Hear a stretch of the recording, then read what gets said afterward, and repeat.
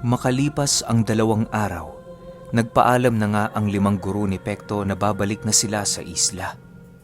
Hindi naman yon napigilan ni Padre Dama sa kadahilan ng alam nitong marami pa yung tungkuling kailangang gampanan sa kanilang tribo. Bagaman ilang araw niya lamang itong nakasama, kahit papaano'y naging masaya na din siya sa kadahilan ng ilang taon na niya din itong hindi nakita. Nang tuluyan ng makalayo sila oron sa simbahan, dali-dali din namang pumasok sila Pekto sa kumbento upang pag-usapan ang kanilang susunod na hakbang sa paghahanap ng agimat ng 7 mata ng Diyos. Kahit wala pa silang ideya kung saan yun hahagilapin, nananatili pa ring mataas ang pag-asa at paniniwala ni Padre Dama na magagawa itong matuklasan ni Pekto. Hindi na kasi nila maaari pang patagalin ang pagkuha sa agimat na yon, gawa ng parami na ng parami ang mga demonyong paulit-ulit na gumagambala sa kumbento. Maging ang mga sakristan ni Padre Dama noon ay aminado ng labis na naaapektuhan dahil sa mga pagpaparamdam ng mga nilalang sa tuwing tatalikod ang araw sa kalupaan. Kinahapunan, habang nag-aayos ng mga halaman si Pekto sa hardin, bigla naman siyang natigilan nang masipat niya si Padre Damang nagmamadaling lumapit sa kanya. Nang makalapit na ito sa kanyang kinaroroonan, walang pagdadalawang isip namang ipinakita sa kanya ng pare ang isang supot na naglalaman ng isang papel na animoy na agnas na dahil sa sobrang katandaan. Pekto, tingnan mo itong nakita ko sa ilalim ng kumbento. Hindi ko alam pero pakiramdam ko mapaya ng simbahan na ating pinagsisilbihan. Kung tama ang kutob ko, maaaring yan ang mapang iniwan ng aking lolo. Seryosong wika ni Padre Dama paglapit sa kanya. Nang marinig ni Pekto ang sinabi nito, dali-dali din naman niyang kinuha ang iniabot na supot sa kanya ng pari upang ito ay makita. Pagbuklat niya sa napakatandang papel na yon, bumungad sa kanya ang iilang mga bagay na nakaukit roon na animoy daan at pasilyo ng kumbento. Dahil sa hindi marunong mag-analisa si Pekto ng mapa, kung kaya't naging mahirap para sa kanya na maunawaan ang nilalaman ng papel. Sa pagpapatuloy ng kanyang pagmamasid sa bagay na yon, doon niya nakita ang ilang lokasyon ng mga garapon na naglalaman ng iilang mga kaluluwa ng demonyong ikinulong ng pinakaunang pari na namahala. Nasipat din noon ni Pekto ang eksaktong kinaroroonan ng agimat ng 7 mata ng Diyos at ang 3 pa nitong replika na nakakalat sa buong paligid. Dahil sa napakaseryoso ng kanilang pag-uusap doon sa halamanan, napagpasyahan ni Padre Damang pumasok sa kumbento upang doon ipagpatuloy ang kanilang pag-uusap. Hindi pa sana iiwan ni Pekto ang kanyang trabaho, ngunit hindi naglaon na gawa din siyang mapilit ni Padre Damang sumunod sa gusto nito. Makakapaghintay ang trabahong yan, Pekto. Huwag mo yang alalahanin. Hindi yan tatakbo. Wika ni Padre Dama habang patuloy niyang napapansing pinagmamasdan ni Pekto ang iniwan niyang trabaho. Pasensya na po kayo, Padre Dama. Alam niyo naman po ako, hindi ako mapakali kapag meron akong trabahong naiwan na hindi tapos. Pakiramdam ko kasi nun, parang nagpapabaya na ako sa aking trabaho Paliwanag naman ni Pekto.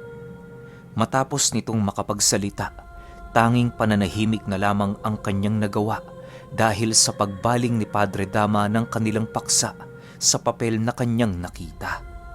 Sa pagdating nila sa sala ng kumbento, dali-dali namang nilapag ni Padre Dama ang papel sa isang mesa upang pagmasdan yon ng maigi.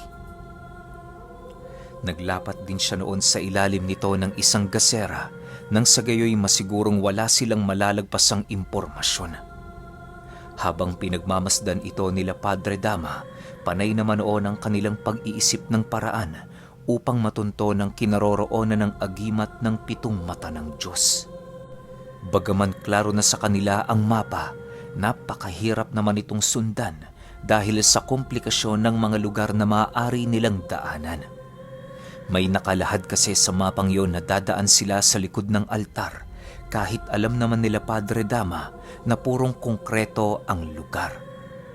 Ilang ulit na din nila yung tinangkang tibagin noong mismong oras, subalit bigo silang makahanap ng parte na maaaring kinaroroonan ng lagusan. Sa pagsapit ng gabi, pansamantalang itinigil muna nila Padre Dama ang kanilang pananaliksik upang pagtuunan ng pansin ng mga bagay na araw-araw nilang ginagawa. Dahil sa abalang-abala noon ng mga sakristan, kung kaya't si Pekto ang nagluto ng kanilang makakain sa hapunan. Si Padre Dama din ang naglinis ng pasilyo ng kumbento para naman kahit papaano'y maging kaaya-aya itong daanan para sa minamahal niyang sakristan. Ilang oras pa ang lumipas, tuluyan na ngang binalot ng kadiliman ang buong paligid. Pagramdam ni Padre Dama na dahan-dahan ang lumalalim ang gabi, agad naman niyang sinindihan ang iilang mga kandila na nagbibigay proteksyon sa simbahan at sa kumbento. Ayon kay Padre Dama, na kung merong mga demonyong magtatangkang pumasok sa bakuran ng simbahan, madali itong matutunugan ng mga nilalang. Mamamatay kasi ang nasa pinakaunang hanay ng kandila, indikasyon na nawasak ng mga ito ang harang na kanilang pinangangalagaan. Matapos gawin ni Padre Dama ang lahat ng ritual para mapanatili ang kaligtasan nila, inabisuhan na nito ang mga sakristan na wag nang magpagala-gala sa pasilyo. Iwasan din nilang gumawa ng ingay sa kanilang mga silid upang hindi nila mabulabog ang mga nilalang na nagmamasid. Paulit-ulit ang paalalang yon ni Padre Dama sa kanyang mga sakristan nang sa gayoy maitatak sa isipan ng mga ito na napakamapanganib ng mundo sa oras na binabalot na ito ng kadiliman. Sa pagbalik niya sa kinaroroonan ni Pekto, nadatna naman niya itong abalang-abala sa pagsusuri ng mapa. Ano, Pekto? May nakita ka na ba? Bungad na wika ni Padre Dama habang dahan-dahang lumalapit. Nang marinig ni Pekto ang sinabi nito, tanging pag-iling na lamang ang kanyang nagawa habang patuloy na pinagmamasda ng mapa. Paulit-ulit niya kasing pinag-aaralan noon ang mga daan at tagong lugar ng simbahan sa pagbabakasakaling sa pamamagitan ng mga bagay na yon, magagawa niyang masipat ang tamang lagusan at daan patungo sa kinahihimlayan ng agimat ng 7 mata ng Diyos. Sa pagpapatuloy ng pagmamasid ni Pekto, bigla namang nabaling ang kanyang paningin sa isang dingding na merong palatandaang markang nakaukit sa papel.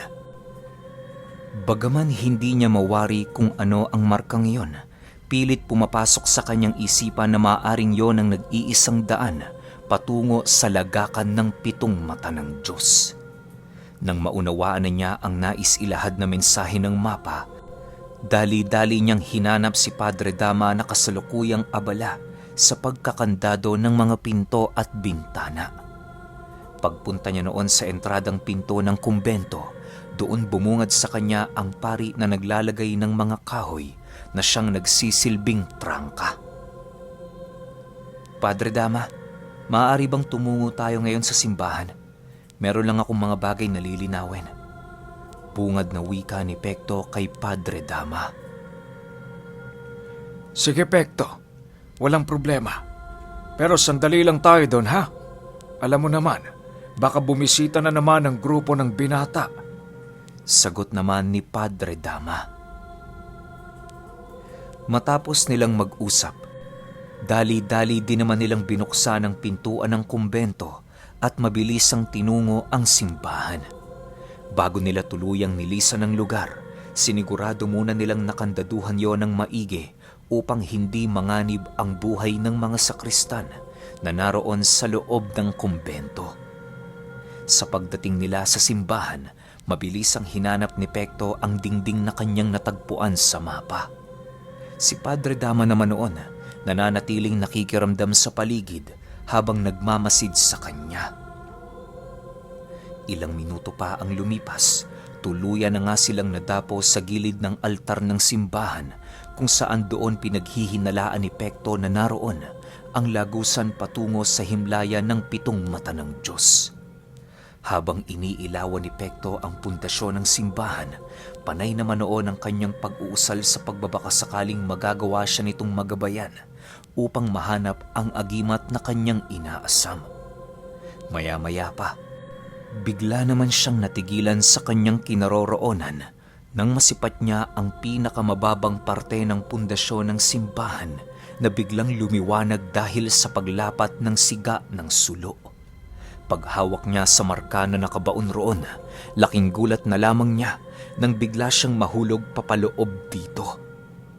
Dahil sa bilis ng kaganapan, walang kaide-ideya noon si Pekto sa mga nangyari. Pagmulat ng kanyang mga mata, bigla namang napansin niyang nasa loob na siya ng sinasabing lagusan ng simbahan. Habang iniikot niya ang kanyang paningin sa buong paligid, napansin niya noong napakaraming sapot ng gagamba sa lugar na napasok niya. Animoy ilang dekada na yon doong hindi nararating ng tao kung kaya't dahan-dahan ng pinangingibabawan ng mga insekto. Sa pagtayo ni Pekto sa kanyang kinalagpakan, marahan naman niyang binagtas ang daan ng pasilyo. Halos maigi niyang pinakikiramdaman ang paligid noon upang maiwasan ang mga pangyayaring lilitaw na lamang sa kanyang harapan nang hindi niya inaasahan. Sa pagpapatuloy ng kanyang paglalakad, inisip niyang maigi ang daan na nakita niya sa mapa. Yun na lamang ang nag-iisa niyang gabay para naman kahit papaano'y hindi siya maligaw sa lugar. Nang marating na niya ang dulo ng pasilyo, bumungad sa kanya ang pangalawang lagusan kung saan merong nagliliwanag na silid na parabang may mga sulong nakasindi doon. Dahil sa mga nakita noon ni Pekto, ninais niyang marahang silipin ang silid upang makita niya kung ano at sino ang naroon. Sa kanyang pagsilay sa bukana ng silid, bumungad sa kanya ang isang berdeng kaluluwa na parabang sinaunang tao. Nakalutang yon at nakataligod sa kanya na parabang meron itong pinagmamasdan sa buong paligid. Paglalarawan ni Pekto sa nilalang, kulay berde ang espiritual nitong anyo na nakasuot ng saya at baluting maihahalin tulad mo sa ginagamit ng mga katutubo. May mga pulseras din yung suot na gawa sa ginto at napakarami nitong ukit sa kanyang katawan na iba't ibang uri ng mga simbolo. Mahaba din ang balbas at buhok nito na animoy hindi nagupitan sa loob ng mahabang panahon. Habang pinagmamasdan yun ni Pekto, bigla namang humarap sa kanya ang nilalang na siya namang labis niyang ikinagulat. Pagsalita nito sa kanya, bigla namang napaatras ng bahagya si Pekto sa kadahilan ng halo-halo ang boses nito. Bago mo tuluyang makuha ang iyong pakay, kinakailangan mong dumaan sa pagsubok para mapatunayan Na ikaw nga ang karapat-dapat para magmana sa 7 mata ng Diyos. Hindi ko ito ibibigay ng basta-basta. Sa mga taong nakakarating dito na sa alam kong hindi naman karapat-dapat. Sabihin mo tao, karapat-dapat ka ba? Para sa agimat na ito, tanong ng nilalang kay Pekto. Hindi ako makakarating sa lugar na to kung hindi ako karapat-dapat. Siguro naman, sapat na ang pagdating ko dito para masagot ang tanong mo. Matapang na sagot naman ni Pekto sa nilalang. Marami na ding nagsabi sa akin yan. Pero alam mo, wala ni isa sa kanila ang nagtagumpay. Tingnan mo ang mga kalansay na nasa paligid mo. Katulad mo din silang mga antingero. Sagot naman ng nilalang. Nang marinig ni Pekto ang sinabi nito, bigla naman siyang napatingin sa paligid upang pagmasdan ng mga bagay na inilahad ng nilalang. Pagsilay niya sa buong lugar, laking gulat na lamang niya nang masipat niya ang iilang kalansay ng mga antingero na meron pang mga mutya na nakasabit at naroon sa tabi ng kanilang pinaghihimlayan. Bagaman matagal ng panahong namatay ang mga ito, nananatiling buhay pa rin ang iilang mutya nilang tinatangan na naroon sa lugar. Habang pinagmamasdan yun ni Pekto, hindi niya maiwasang kabahan sa kadahilanang ang iilang kalansay ng mga antingerong naroon sa paligid ay nagtatangan ng matataas na uri ng mutya na minsan niya ding pinangarap. Ilang minuto pa ang lumipas, bigla namang nabaling sa nilalang ang kanyang atensyon nang masipat niya itong dahan-dahang lumalapit sa kanyang kinatatayuan. Nang magkaharap na sila noong dalawa, ngumiti lang naman yun sa kanya habang mabilisang pumitik ng mga daliri. Matapos makagawa ng ingay ang nilalang sa loob ng silid, agad namang napaatras si Pekto sa kanyang kinatatayuan nang biglang lumitaw ang napakataas na apoy na kulay asul. Habang pinagmamasdan niya ang pangyayaring yon, bigla namang lumitaw sa kanyang harapan ang nilalang na nagsasabi ng, Bago kita kilalanin, kinakailangan mong tawirin ang apoy na ito ng buong katapangan. Alam mong hindi totoong apoy ang iyong nakikita. Subalit sa oras na makaramdam ka ng takot sa iyong katawan, kayang-kaya ka nilang tupukin ng walang kahirap-hirap.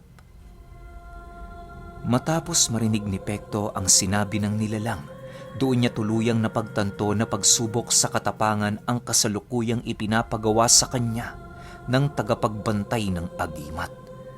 Bago niya tuluyang pasukin noon ang silid, paulit-ulit muna siyang humihinga ng malalim upang mapakalma ng husto ang kanyang isipan. May mga bagay na din siya noong itinatak sa kanyang memorya kung bakit napakahalaga para sa kanya na makuha ang agimat. Ilang minuto pa ang lumipas, nagpasya na nga noon si Pektong umpisahan ang pagsubok na iniatang sa kanya ng nilalang. Maaari na po ba ako mag-umpisa? Sigurado na po ako. Wala nang atrasan to. Kalmadong wika ni Pekto habang siya ay nakatitig sa nagniningas na apoy. Nang marinig naman ng nilalang ang sinabi nito, ngumisi lang naman yon habang sumasagot ng, Kahit anong oras basta handa ka na. Walang problema. Nararamdaman ko ang pagnanais mong makuha ang agimat.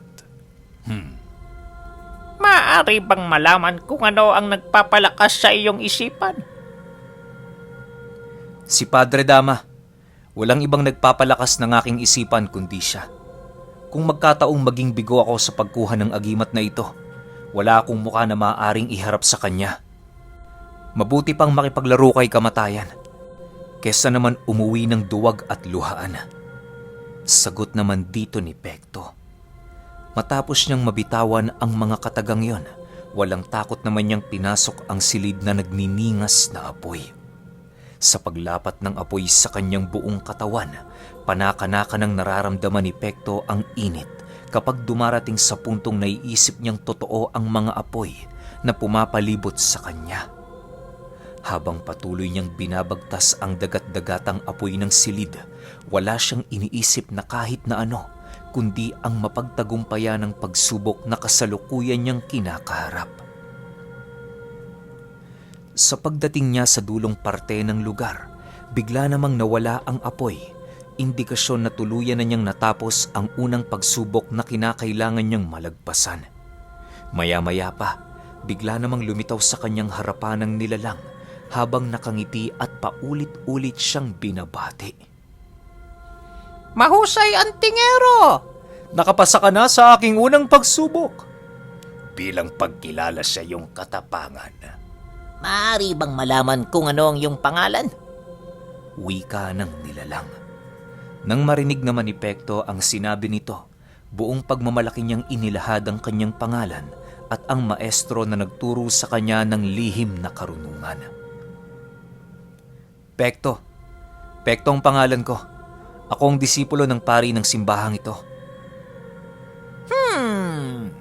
Mahusay, Pekto. Naway sa mga susunod pa na pagsubok, Magawa mo itong malagpasan. Pero binabalaan kita. hindi ito kasing dali ng pagsubok na ginawa mo kanina.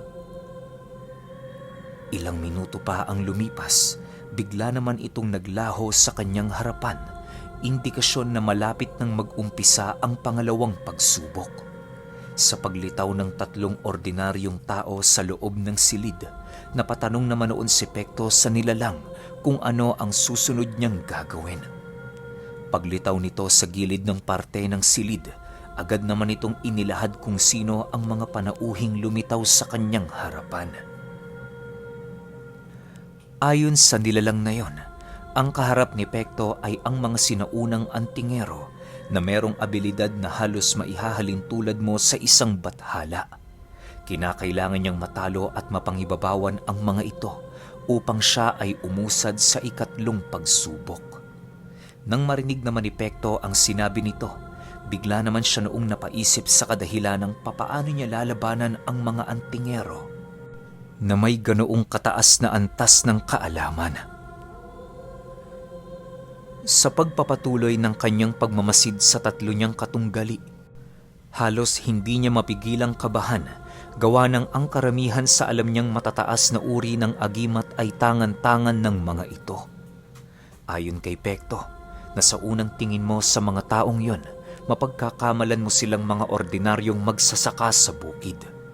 Pero kapag naunawaan mo ang lahat ng kwintas at baon nilang mutya, doon mo masasabing hindi sila pangkaraniwan. Dagdag pa ni Pekto na halos ang mga agimat na imposible para sa kanyang makuha ay tinatangan ng mga ito ng sabay-sabay.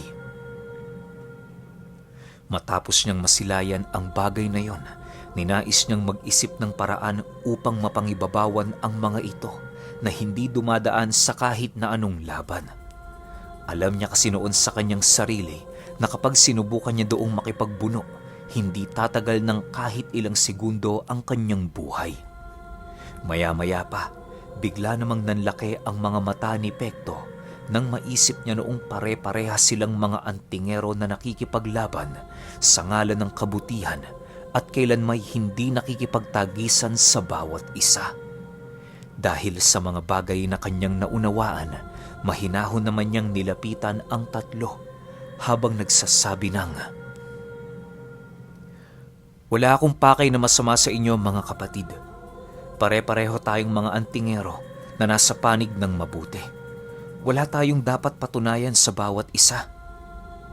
Kasabay ng pagwika noon ni Pekto ay siya namang marahang pag-upo niya sa harapan ng mga ito habang paulit-ulit na nagdarasal. Para hindi siya lubusang kabahan sa kanyang ginagawa, ninais niyang ipikit ang kanyang mga mata at itiwala na lamang sa kaharap niyang mga nilalang ang kanyang buhay. Ilang minuto pa ang lumipas, bigla namang napamulat ng mga mata si Pekto nang marinig niyang magsabi ang tagapagbantay ng lugar ng, "Mahusay ka, Pekto." Nakapasa ka sa pangalawang pagsubok. Tumayo ka na dyan. Dadako na tayo sa ikatlo at panghuli mong pagsubok. Nang marinig ni Pekto ang sinabi nito, dali-dali naman siyang tumayo habang patuloy na nagpapasalamat sa amang makapangyarihan. Paglapit niya noon sa kinaroroonan ng nilalang, marahan naman nilang tinungo ang pangalawang lagusan dahil doon umano magaganap ang panghuli niyang pagsubok na kinakailangang mapagtagumpayan. Habang nasa kasagsagan sila ng paglalakad, doon inilahad sa kanya ng nilalang ang dahilan ng pagkamatay ng iilang mga kalansay na kanyang nasilayan sa silid. Ayon dito, lahat ng mga antingerong nakita niyang namatay sa silid na yon ay dahil sa pagtangka ng mga ito na makipagbuno sa tatlong antingero na kaharap niya kanina. Kapag kasi pinakitaan mo ng kabangisan ang mga nilalang sa pangalawang pagsubok, hindi ka nito titigilan hanggat hindi kumakawala sa iyong katawang lupa ang iyong buhay. Sapat na kasi ang iyong ginawa para tratuhin ka nilang demonyo at hindi karapat-dapat na magmana ng 7 mata ng Diyos. Matapos itong mapag-alaman ni Pekto, labis-labis na lamang ang kanyang pasasalamat sa kanyang sarili dahil hindi niya sinubukang kalabanin ang mga nilalang. Sa pagpapatuloy ng kwento, magaganap na ang pagtatangkang pagkuha ni Pekto sa agimat na kinakatakutan ng halos lahat ng mga demonyo. Okay, alam niyo ng lahat. Papunta pa lang tayo sa exciting part. Yung 19, sunod kagad natin yon para hindi na kayo mabitin. Ngayon din, sorry late dapat 5 to eh. Pero bigyan niyo ako ng 2-3 oras para sa episode 19. Yun lang, salamat.